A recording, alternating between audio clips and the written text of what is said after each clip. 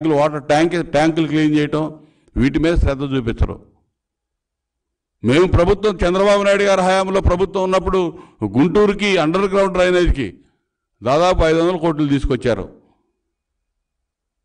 90% పనులు పూర్తయినాయి. ఈరోజు ఎక్కడ పోయిందో తెలియదు అండర్ గ్రౌండ్ ఆ డ్రైనేజ్ సిస్టమ్. దాని మీద పట్టించుకునేవాళ్ళు లేడు.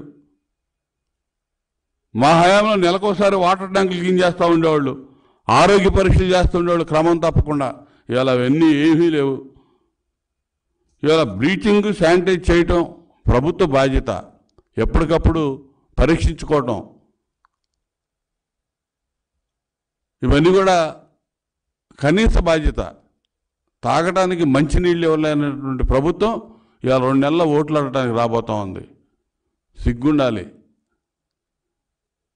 అధ్వానమైనటువంటి పరిస్థితులు నగరాల్లో పట్టణాల్లో కనపడతా ఉన్నాయి.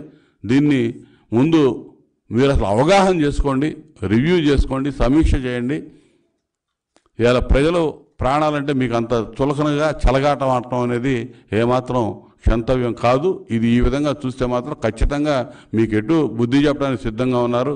మీరు ఎటు ట్రాన్స్ఫర్లు ఇటోళ్ళు అటు మారుతూ ఉన్నారు. కానీ ఖచ్చితంగా మిమ్మల్ని మొత్తం టోటల్గా మొత్తం ప్యాక్ చేసి పంపించే రోజులు దగ్గరలో ఉన్నాయని చెప్పి తెలియజేస్తా ఉన్నా.